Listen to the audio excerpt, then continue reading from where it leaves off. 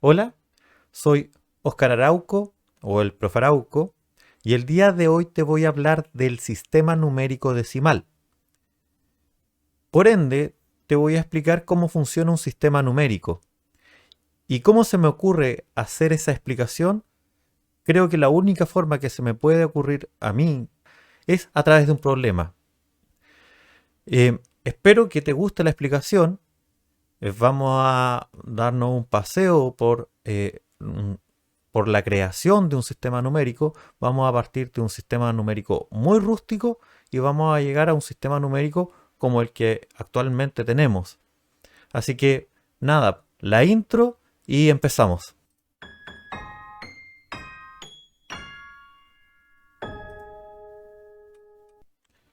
Bueno, aquí está el, el tema central, que es crear un sistema numérico y en realidad vamos a llegar a nuestro sistema numérico llamado decimal. ¿Y cómo lo vamos a hacer? Lo vamos a hacer a través de un problema. El problema es informar cuántos elementos hay en la caja, en esta caja, de la mejor manera posible. A ver, me amplío un poco.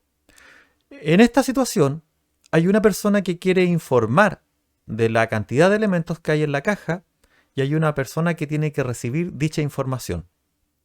La persona que va a informar va a hacer alguna marca en la caja para que la persona que reciba la información sea capaz de interpretarla y saber cuántos elementos hay en esta caja. Vamos a suponer que los elementos que hay en la caja son manzanas, que es como lo típico cuando uno es chico que le explican así.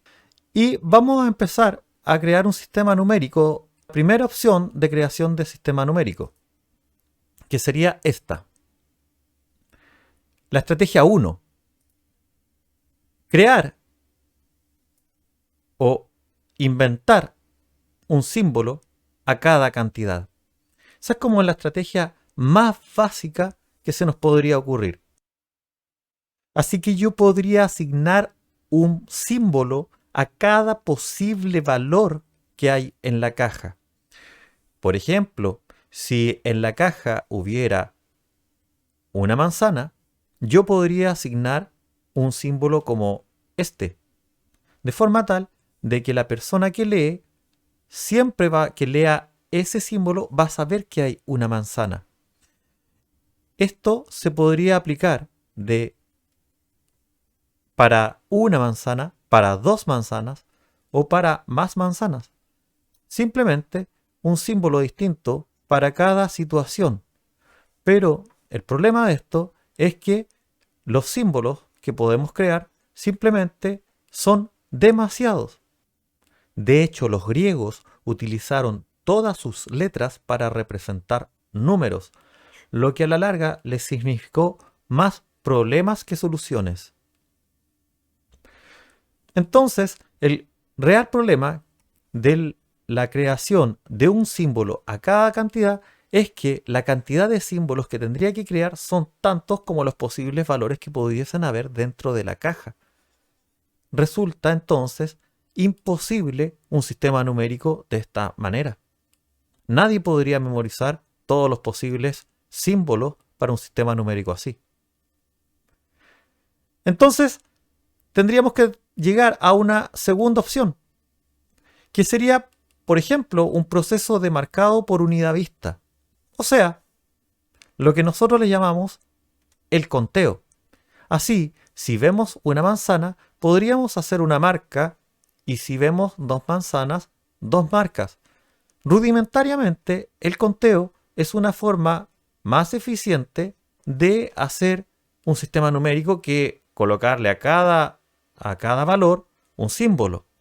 Porque permite que la gente pueda entender o que uno pueda escribir cualquier número entendiendo la idea de que se coloca un palito por cada uno de los elementos que cuente en la caja.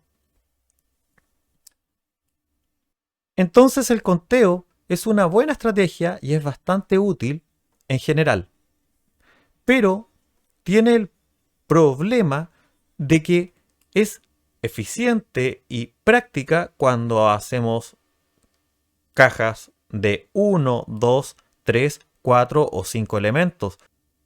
Pero si tuviéramos que contar la cantidad de manzanas de una caja más grande, se nos haría muy difícil dibujar ese número. Por ejemplo, cuando vemos esta imagen de acá que tiene 21 manzanas y queremos traspasarla a nuestro sistema de numeración, tenemos que hacer 21 muescas, 21 marcas, lo que en realidad es mucho, mucho trabajo. Y la verdad es que uno al finalizar de marcar ya no sabe si en realidad marcó bien o se pasó o le faltaron. Tiene uno que volver a hacer el conteo para poder revisar si hizo bien o hizo mal el dibujo que quería hacer. Y al fin y al cabo, un sistema así no nos va a servir mucho si es que, repito, la cantidad de manzanas que hay en la caja es muy grande. Entonces se nos puede ocurrir una mejora. Y esta mejora es la siguiente: formar grupos de elementos. Veamos un ejemplo. Acá tenemos 5 manzanas. Esas 5 manzanas en nuestro antiguo sistema las podríamos haber escrito así. Sin embargo, no lo vamos a hacer así, sino que las vamos a marcar así. De forma tal de que se nos hará fácil agrupar y entender que hay un grupo de 5 ahí. Este agrupamiento probablemente lo haríamos así en un principio, pero después con el tiempo nos cansaríamos de hacer siempre esto y buscaríamos formas más rápidas de escribirlo. Tal vez haciendo esto y finalmente haciendo esto, lo que es actualmente una V. Algo similar podríamos hacer para un grupo de 10 elementos. En un grupo de 10 elementos tenemos básicamente 2 atados de 5. Pero esos 2 atados de 5 se pueden escribir como V y V, una mirando hacia arriba y una mirando hacia abajo. De forma tal de que se nos forma un nuevo símbolo que le llamamos X. Entonces, estos dos grupos de 5 y de 10 nos permiten escribir de una forma más práctica los números, porque ahora un número como el 17 lo podemos escribir de la siguiente forma.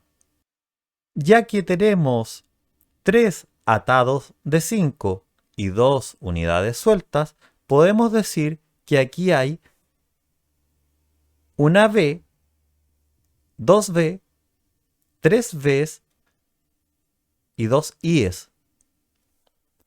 Como acá tenemos 2 atados de 10 y 3 unidades sueltas, acá tenemos una X, 2X y 2 Is. Diremos que aquí hay valores con agrupamiento. Se dan cuenta, ahora podemos escribir números mucho más grandes y podemos verlos con facilidad. Un código así sería bastante útil, pero no vamos a llegar hasta aquí. Tenemos que avanzar mucho más. Este sistema, si bien nos permite llegar a números mucho más grandes que si fuéramos contando de uno por uno, va a tener sus limitaciones, y es que no podemos escribir números estratosféricos como 10 millones o 100 millones o 1000 millones. Una segunda mejora que podríamos crear es el sometimiento de grupos inferiores. ¿Qué quiere decir esto? Que habiendo grupos, algunos grandes y otros chicos, al juntar estos grupos, todos los que sean de un mismo tipo, no pueden ser sumados más que uno del nivel superior. Y esto para que no tengamos que escribir innecesariamente de más. Aquí vamos a ver un ejemplo donde se escriben números de dos formas. Porque lo que estamos viendo aquí son 17 manzanas. Sin embargo, esas 17 manzanas las podríamos escribir, ya que aquí hay B, aquí hay B, aquí hay B, y aquí hay I, y aquí hay I, de la siguiente forma.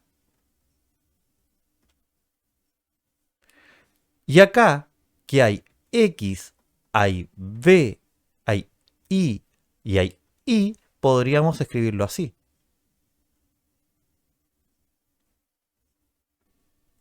Es decir, que si hay sometimiento entre los grupos, siempre voy a poder escribir de la forma más corta posible.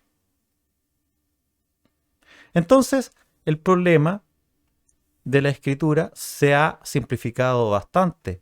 Ya hemos hecho varias cosas.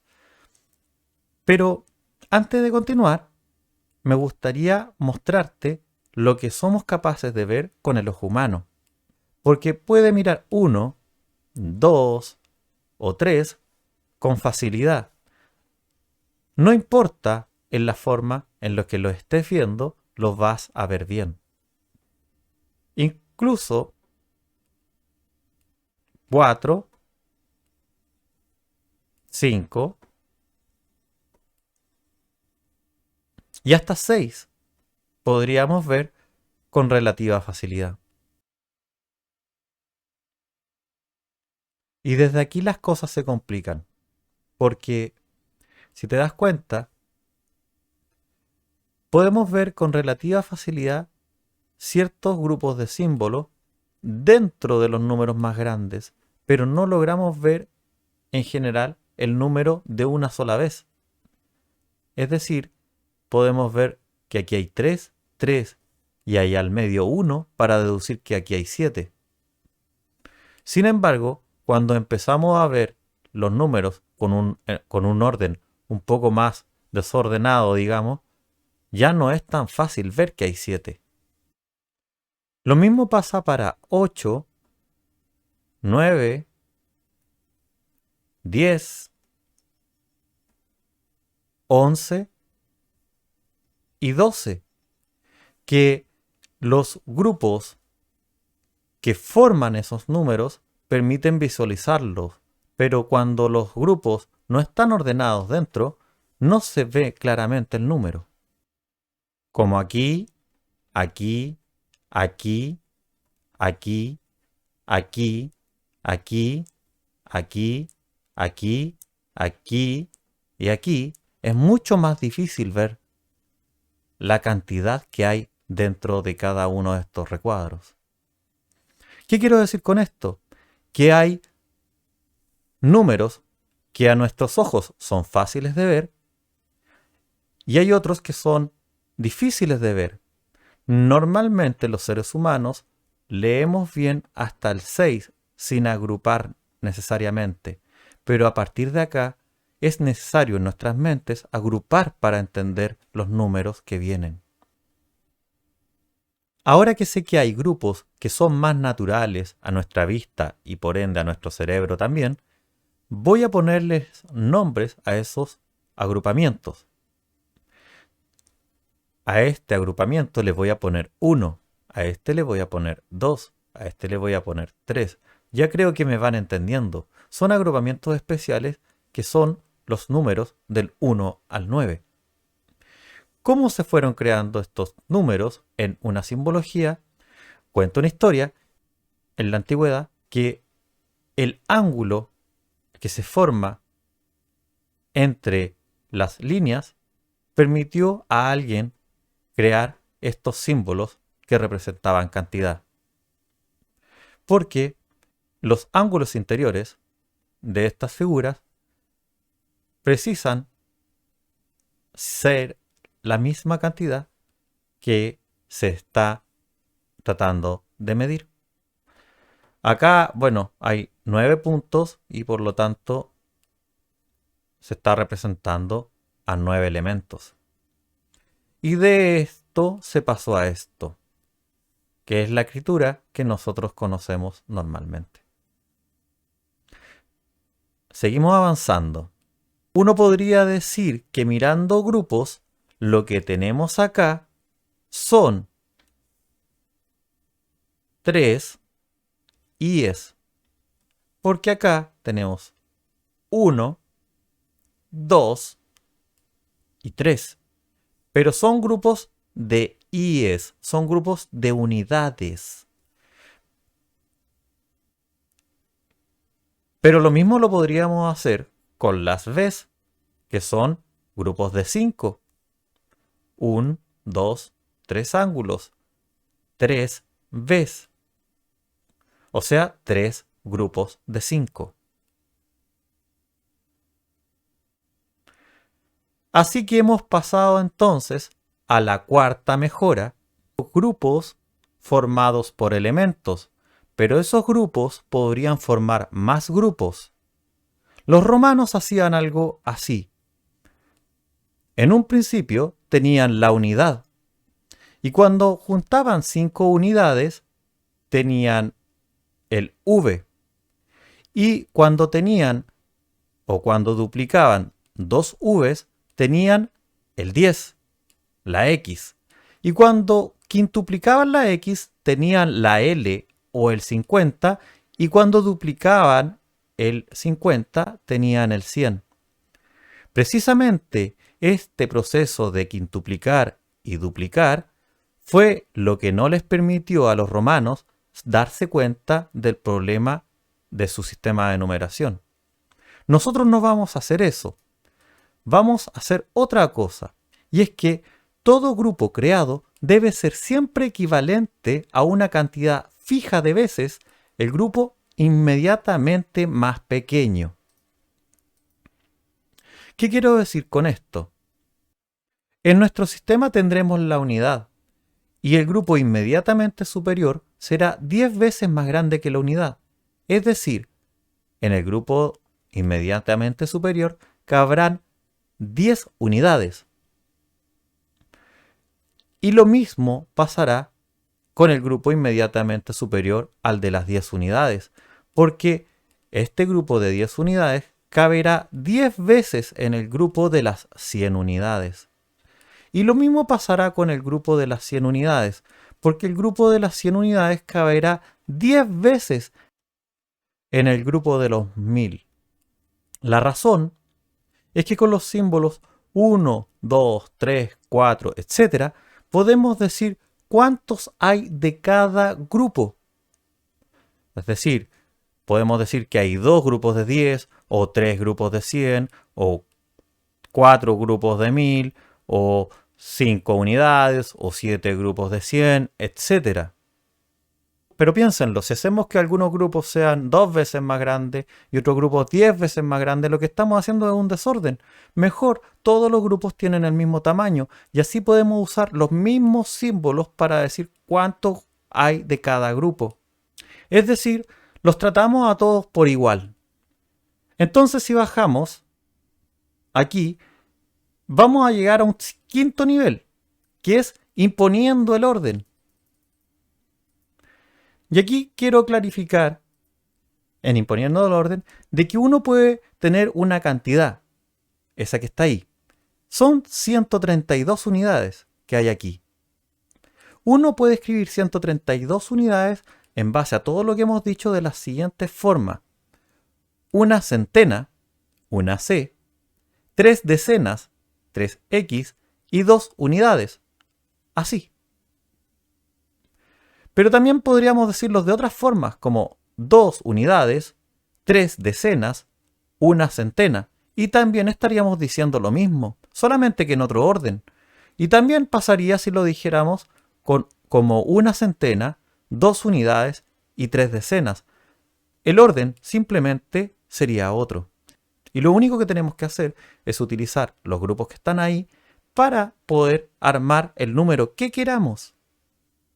Pero siempre, si se fijan, en nuestra mente organizamos el número así y no así. Nosotros entendemos un número y podemos compararlo con otro porque lo imaginamos así, no así. Así que hay muchas formas para decir un número. A lo mejor sería más útil siempre partir por el más grande Y esto entonces nos permitiría llegar a un último estado, que le voy a llamar por ahora escritura de números con espacios. ¿Por qué?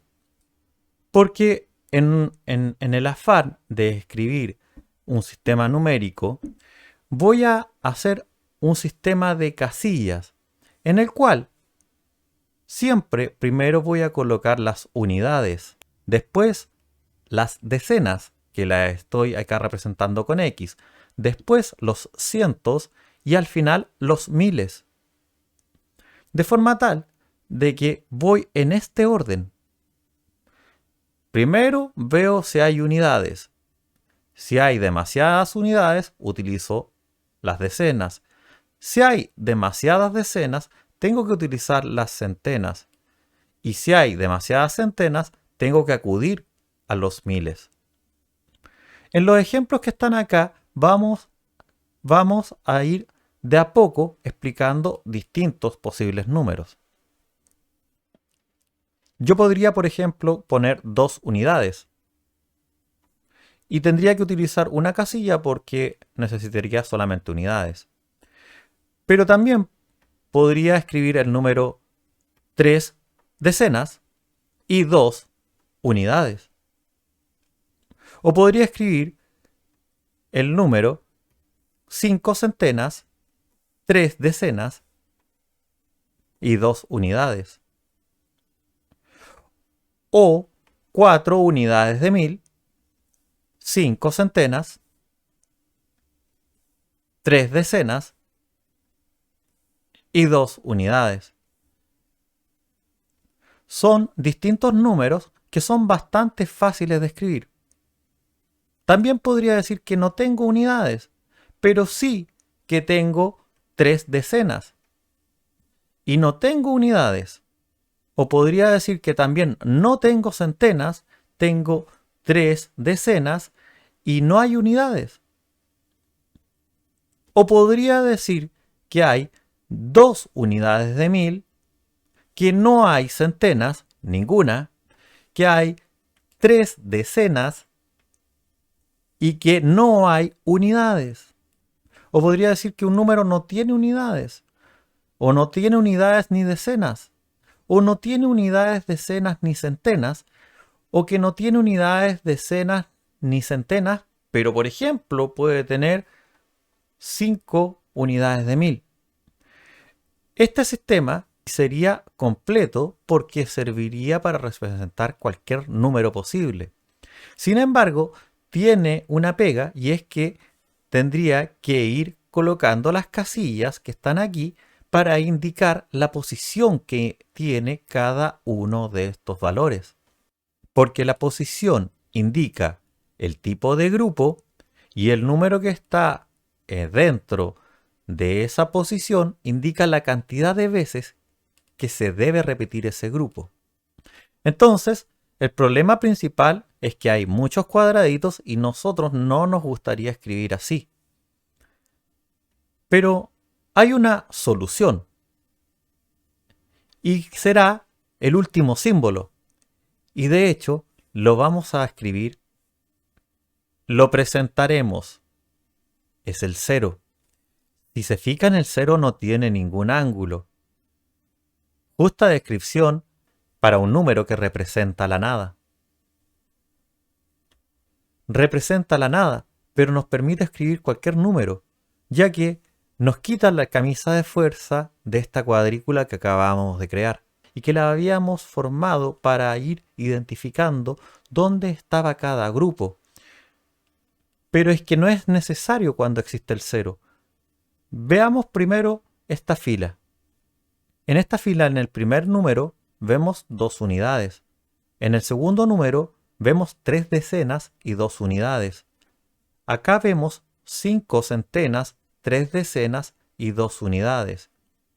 Y acá vemos 4 unidades de 1000, 5 centenas, 3 decenas y 2 unidades. En la segunda fila, unidades no hay y por eso colocaremos 0, que indica que no existe nada ahí. Esta es la utilidad del 0 principal. indica que no hay nada de ese grupo. Y esto sirve para poder escribir entonces, sin necesidad de la cuadrícula, que hay 3 decenas y 0 unidades. O que hay 0 centenas, 3 decenas y 0 unidades. Y acá una nota, porque nosotros no vamos a escribir ceros si es que están al principio. Así que acá tenemos 2 unidades de 1000, 0 centenas, 3 decenas y 0 unidades. Y acá 0 unidades, 0 unidades, 0 unidades. ¿Y por qué no escribo las otras? Porque el grupo más grande es el primero y tiene 0 unidades. Y acá, en el último, 5 unidades de 1000, 0 centenas, 0 decenas y 0 unidades. Ahí está el 5000. Y al final, yo me escribí un dato que dice recordar el mito de los ángulos. Tengo que contarles que es un mito. Y es que la verdad es que los números se fueron creando a lo largo de miles de años y resulta poco probable, poco creíble que a alguna persona se le haya ocurrido inventar el dibujo para cada uno de esos símbolos, independiente de la historia, que es bonita. También existen varias versiones de esa misma historia, incluso con lados, con círculos y etcétera, que tal vez lo vean en un video particular. Sin embargo, me sirvió para poder explicar cómo funciona el sistema numérico decimal. Y la verdad es que el sistema numérico decimal tiene bastantes complejidades. En un principio, lo que yo buscaba con este video era mostrar cómo funciona este sistema, porque ahora vamos a operar con él, vamos a trabajar con él en futuros videos, como comparando, haciendo adiciones, sustracciones, realizando operaciones básicas, para ir luego complejizando cada vez más. Eso es todo y nos vemos en un siguiente video. Adiós.